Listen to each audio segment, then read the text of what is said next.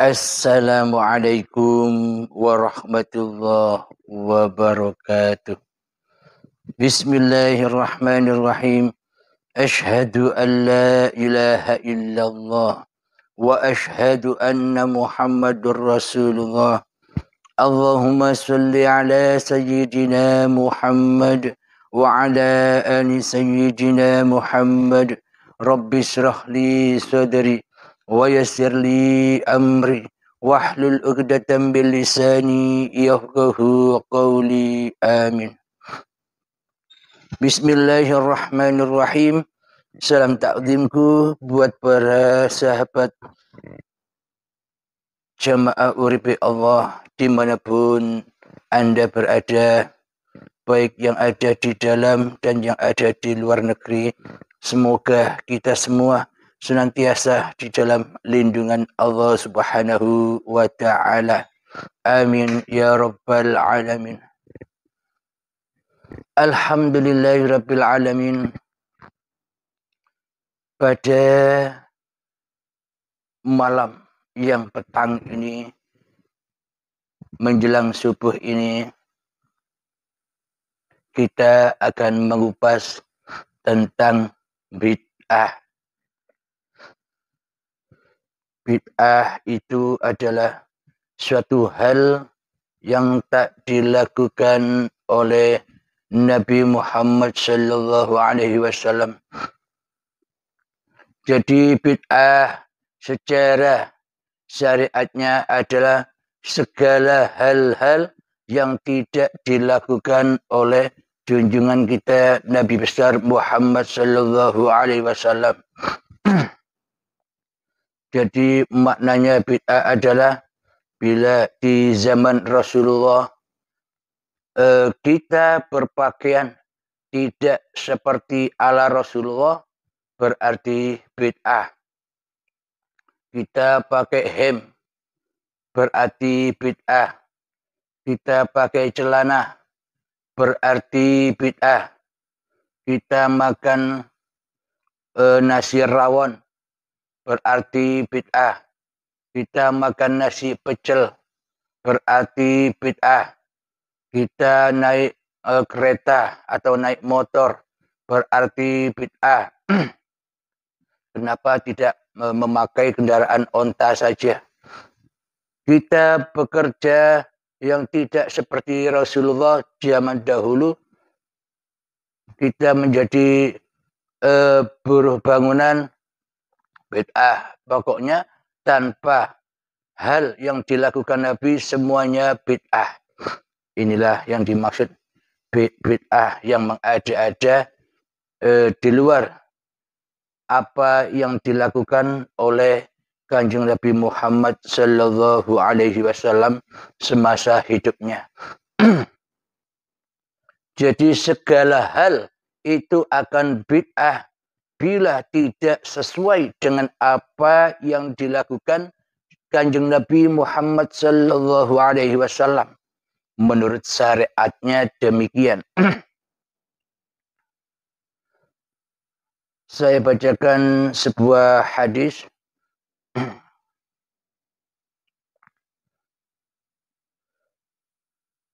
Qala Rasulullah sallallahu alaihi wasallam, amma ba'du fa inna khairal hadithi kitabullahi wa khairul huda huda Muhammadin wa syarrul umuri muhdatsatuha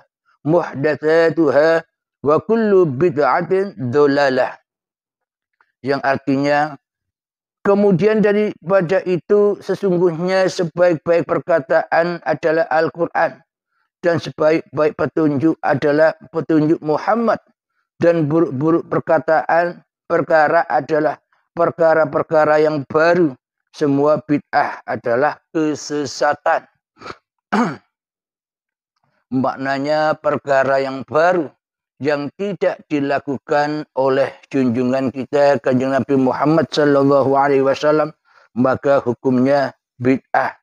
Ini yang banyak diperdebatkan oleh para sahabat-sahabat kita di aliran-aliran agama yang diikutinya selama ini.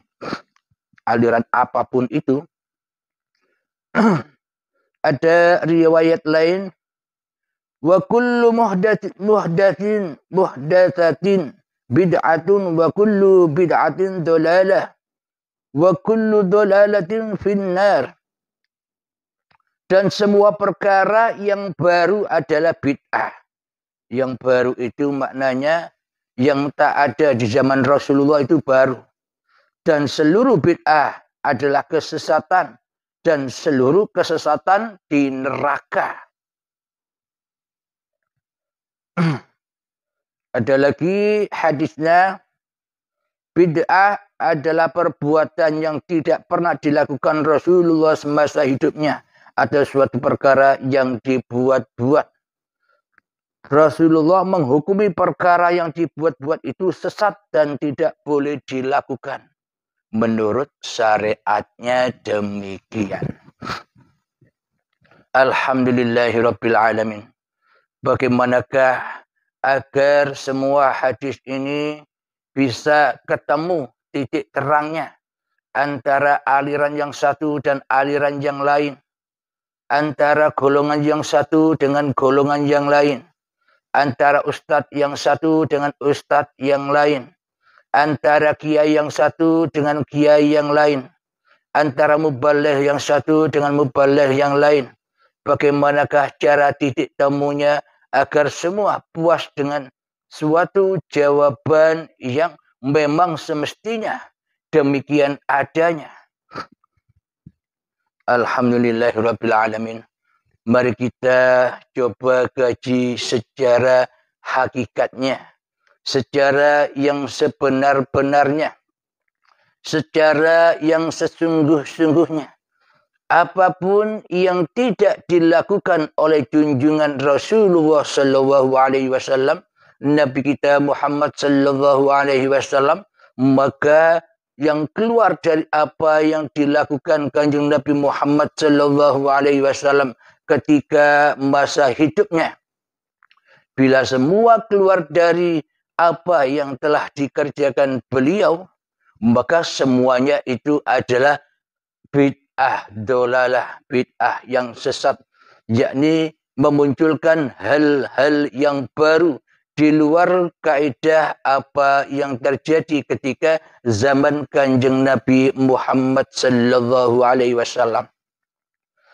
Jadi hakikatnya apa yang tidak dilakukan oleh Kanjeng Nabi Muhammad sallallahu alaihi wasallam, apa hal baru yang tidak dilakukan oleh Kanjeng Nabi Muhammad sehingga dihukumi bid'ah, maknanya hal baru atau apa yang tidak dilakukan oleh Kanjeng Nabi Muhammad secara hakikatnya adalah syirik. La tusyrik billah. Yakni Kanjeng Nabi Muhammad tidak mensekutukan Allah dengan diri Muhammadnya di hatinya. Karena sesungguhnya Muhammad itu adalah hal yang baru.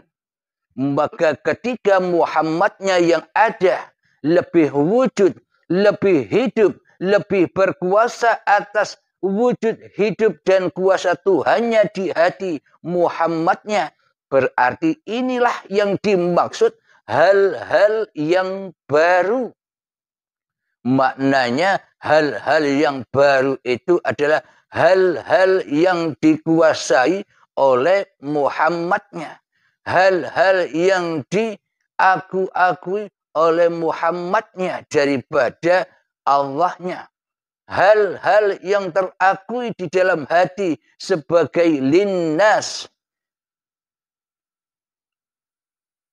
daripada lillahi ta'ala. Maknanya hal-hal baru itu hal-hal kekuasaan selain dari kekuasaan Allah. Kekuasaan yang masih diakui oleh kekuasaan manusianya. Semua itulah hal-hal yang baru. Maknanya bila tidak sesuai dengan Kanjeng Nabi Muhammad, sesuai apanya? bukan sesuai raganya. Karena Kanjeng Nabi Muhammad itu diikuti, diimami, bukan karena laku raganya. Akan tetapi Kanjeng Nabi Muhammad itu ditunjuk sebagai contoh suri tauladanya seluruh manusia. Karena apa yang dicontoh? Yang dicontoh adalah perbuatan hatinya, perbuatan batinnya. Yakni hamba selalu menghamba kepada Tuhannya. Jadi seringkali kita sebutkan, Muhammad bukan kamu yang melempar itu, aku yang melempar. Muhammad bukan kamu yang memanah itu, kata Allah, aku yang memanah. Inilah maknanya Nabi Muhammad tidak mengada-adakan hal-hal yang baru, yang mana di dalamnya ada Tuhan baru bernama Muhammad. Jadi ketika Muhammad di dalam hatinya masih berkuasa sebagai Muhammad, inilah hal-hal yang baru, hal-hal yang jadid, hal-hal yang semua dikuasai oleh hal yang baru, dikuasai oleh Muhammadnya. Jadi inilah yang dimaksud bid'ah itu. Hal-hal yang tidak dilakukan Nabi itu apa? Duduknya Nabi Muhammad adalah duduknya Allah. Berdirinya Nabi Muhammad adalah berdirinya Allah. Berjalannya Nabi Muhammad adalah berjalannya Allah. Solatnya Kanjeng Nabi Muhammad adalah diperjalankan atau dikuasai oleh Allah, diafali oleh Allah. Zikirnya Kanjeng Nabi Muhammad adalah zikrullah. Maknanya bukan Muhammad lagi yang berzikir, akan tetapi Allah lah yang berzikir kepada Muhammadnya. Allah lah yang mengingat apa-apa yang diciptakannya. Sang dalanglah yang bisa mengingat wayang-wayang sebagai ciptaannya. Bukan wayang bisa mengingat sang dalang. Bagaimana mungkin wayang bisa mengingat dalang? Sementara wayang tak punya peran. Sementara wayang tak punya wujud. Sementara wayang tak punya hidup. Sementara wayang tak punya kekuasaan sedikit pun. Bagaimana mungkin sang wayang bisa mengingat atau berzikir kepada sang dalang? Sementara apa yang dilakukan oleh sang wayang itu semuanya adalah lagunya sang dalang. Al-insanu sirri wa ana sirruhu. Maknanya adalah bid'ah itu ketika manusianya mentuhankan dirinya sendiri di hatinya daripada mentuhankan Allah sebagai penguasa dirinya. Jadi makna hakikatnya bid'ah itu adalah kita merasa apapun yang kita perbuat adalah perbuatan manusianya. Kita bisa duduk, ini duduk manusianya. Kita bisa berdiri, ini kuasa diri manusianya. Kita bisa berjalan seolah-olah manusianya lah yang berkuasa. Kita bisa sholat, maknanya manusianya lah yang merasa berkuasa di dalamnya. Kita berzikir, seolah-olah kitalah yang berkuasa untuk berzikir. Kita berilmu, seolah-olah kitalah yang punya ilmu. Kita beribadah, seolah-olah kitalah yang mampu untuk beribadah. Inilah semua hal-hal yang tidak dilakukan oleh junjungan kita Nabi besar Muhammad sallallahu alaihi wasallam. Hati yang mana selalu ingin menjadi Tuhan daripada menjadi Rasulullah. Hati yang selalu berposisi menjadi sang pencipta daripada menjadi sang makhluk. Hati yang selalu punya kekuasaan daripada dikuasai oleh hidup di dalam hatinya. Jadi inilah fana, inilah kehancuran, inilah bid'ah dolalah, bid'ah yang menyesatkan. Kenapa? Karena hati kita selama ini selalu dan selalu mensekutukan Allah. Hati kita tidak mentuhankan Allah sebagai Tuhan di hati kita, malah hati kita selalu mengusir, menggoibkan, mentiadakan kehidupan, mentiadakan kekuasaan Allah di dalam hati kita. Kita ganti dengan hidup kita, kita ganti dengan kekuasaan kita. Inilah yang dimaksud hal-hal yang tidak dilakukan oleh junjungan kita Nabi besar Muhammad sallallahu alaihi wasallam. Jadi bukan laku syariat badannya yang ditekankan di sini tentang bid'ah itu, akan tetapi kondisi hatilah yang menentukan bid'ah itu. Maknanya bila di dalam hati kita hawa nafsu kita yang lebih berkuasa berperan daripada perannya Allah, maka semua apapun yang kita lakukan itu di dalam dosa dan di dalam kesesatan.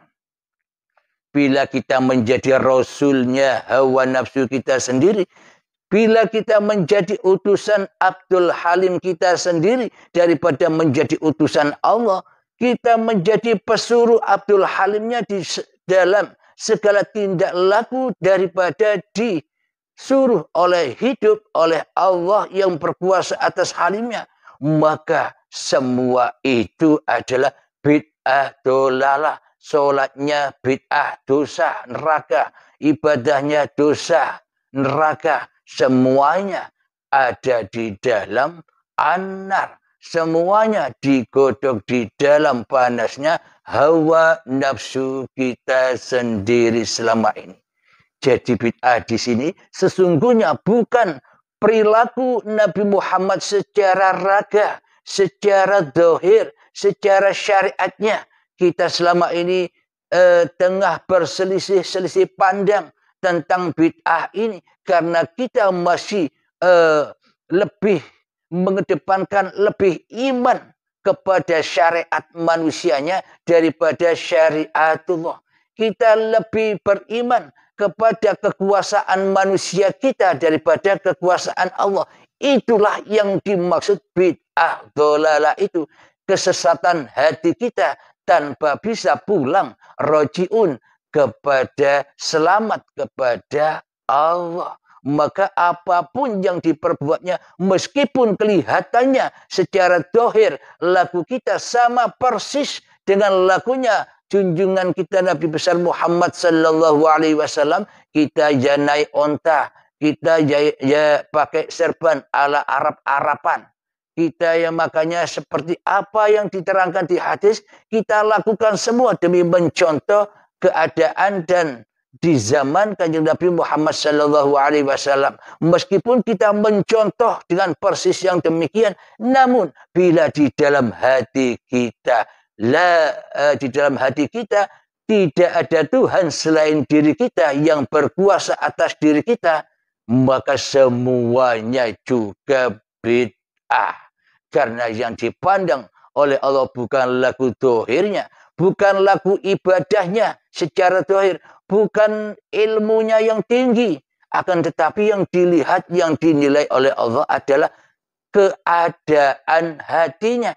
Meskipun apapun yang kita syariatkan selama ini jauh menyimpang dari apa yang dilakukan Rasulullah, akan tetapi bila di dalam hati kita imannya sama persis dengan Rasulullah dan imannya sama persis dengan para nabi-nabi Allah, yakni la ilaha illallah, tiada Tuhan selain Allah, yang mana imannya asyhadu an la ilaha illallah, aku bersaksi tiada Tuhan selain hidup yang menghidupi diriku, wa anna Muhammad Rasulullah, dan sesungguhnya diriku ini hanyalah utusan Allah, bukan utusan hawa nafsu halim kita sendiri, bukan utusan iblis dan setan, bukan utusan karepe dhewe.